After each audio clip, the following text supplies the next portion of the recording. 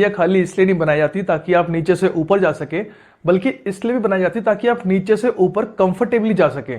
और आज की डेट में जगह की कमी होने के कारण सीढ़ियां भी बहुत कम स्पेस पे बनाई जा रही हैं। दोस्तों इस वीडियो में हम बनाना सीखेंगे मात्र 5x7 में स्टेयरकेस। दोस्तों वीडियो को एंड तक देखना, ये आपके बहुत काम आने वाली है।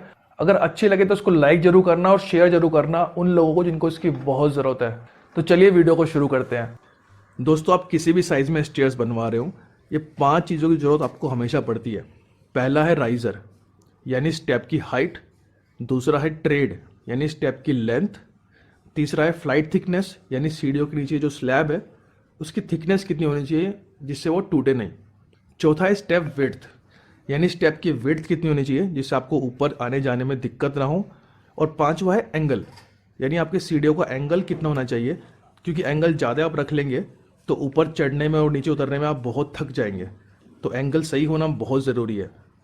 दोस्तों स्टार्ट करते हैं राइज़र के साथ। मैंने अपनी पिछली वीडियोस में दोस्तों बताया कि राइज़र के डिफ़ॉल्ट साइज़ आप 6 इंच रखें, क्योंकि घर के अंदर बुजुर्ग लोग होते हैं, बीमार महिला होती है, तो उसको नीचे से ऊपर चढ़ने में बहुत परेशानी होगी। बट क्योंकि स्पेस हमारे पास 5x7 है और ये बहुत ही कम स्पेस है, और स्लैब हाइट हमारी 10 फीट है, 1 फीट में होते हैं 12 इंच, तो 10 फीट में होंगे 120 इंच। अब दोस्तों एलिवेशन हाइट है हमारे पास 120 इंच और स्पेस सिर्फ 5x7, तो हमें राइज़र यहाँ पर 7.5 इंच रखना होगा।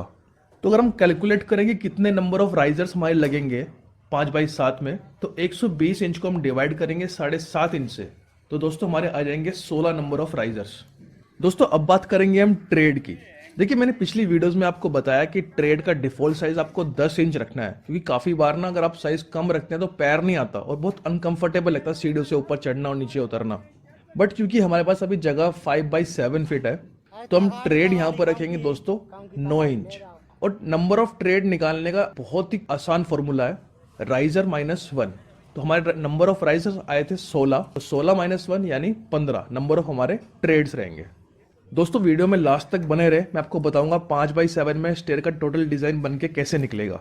अब दोस्तों हम बात करते हैं फ्लाइट थिकनेस की। 5x7 की स्टेयर केस के अंदर दोस्तों आपको 4 इंच का फ्लाइट थिकनेस रखनी है। इससे ज्यादा रखेंगे तो स्टेयर्स हैवी हो जाएंगी और आगे जाके कोलैप्स भी हो सकती हैं, और इससे कम रखेंगे तो वीक होने के कारण वैसे ही कोलैप्स हो जाएंगी। तो फ्लाइट की थिकनेस आपको 4 इंच रखनी है, इससे ज़्यादा नहीं। दोस्तों अब बात करेंगे स्टेप विड्थ की, यानी आपकी स्टेप की चौड़ाई कितनी होनी चाहिए। 5x7 में आपको स्टेप विड्थ 2.5 फीट रखनी है। कई बार लोग गलती कर लेते हैं, इसको 2.5 फीट की जगह 2-2 फीट कर लेते हैं दोनों साइड, और फिर बाद में उनको सामान नीचे से ऊपर ले जाने में या ऊपर से नीचे उतारने में बहुत दिक्कत होती है, और बाहर के बाहर ही फिर उन्हें सामान निकालना उतारना पड़ता है। तो दोस्तों स्टेप विड्थ आपको 2.5 फीट रखें, सामान नीचे उतरने में और सामान को ऊपर ले जाने में आपको परेशानी इससे बहुत कम होगी। दोस्तों अब बात करते हैं एंगल के बारे में। देखिए एंगल बहुत ही इंपॉर्टेंट रोल प्ले करता है आपके स्टेयरकेस के अंदर। अगर फॉर एग्जांपल आपने एंगल ज़्यादा कर लिया तो आपको लगेगा कि आप स्टेयरकेस नहीं बल्कि पहाड़ चढ़ रहे हैं, उतर रहे हैं। तो एंगल का ध्यान जरूर रखें। 5x7 फीट के स्टेयरकेस के अंदर एंगल आएगा दोस्तों 44 डिग्री। एंगल निकालने का बड़ा ही आसान तरीका है, tan theta is equal to perpendicular upon base. Theta is equal to tan inverse perpendicular upon base. दोस्तों हर कोई इसके बारे में नहीं जानता है, तो कोई भी दिक्कत आपको है अपने स्टेयरकेस का, आपको एरिया या एंगल निकलवाना है, तो नीचे कमेंट जरूर करें अपना स्टेयरकेस का एरिया, मैं पूरी कोशिश करूंगा रिप्लाई करने की। चलिए दोस्तों देखते हैं हमारा स्टेयरकेस कैसे बन के निकला है। इसमें दोस्तों स्टार्टिंग के 4.5 फीट में मैंने 6 स्टेप्स रखे हैं 9-9 इंच के, और इसके बाद 2.5 फीट में लैंडिंग स्टेप है जिसको मैंने 4 हिस्से में बांटा है। तो 2.5 फीट का दोस्तों मैंने इसलिए रखा है ताकि आपको घूमने में ऊपर दिक्कत ना हो, नीचे से ऊपर सामान लेके जा रहे हैं तो आराम से आप लेके आ सके, तो इनफ स्पेस उसके लिए रहना चाहिए। स्टेप विड्थ दोस्तों 2.5 फीट है, क्योंकि जैसे मैंने आपको समझाया था कि कम रखेंगे तो किसी काम के नहीं है आपके स्टेयरकेस। और इसके बाद लैंडिंग स्टेप से ऊपर चढ़ते हुए 5 स्टेप्स और हैं, 11, 12, 13, 14, 15, और उसके बाद आपका स्लैब आ जाएगा जहाँ जाके आपका स्टेयरकेस कनेक्ट हो जाएगा आपके स्लैब से।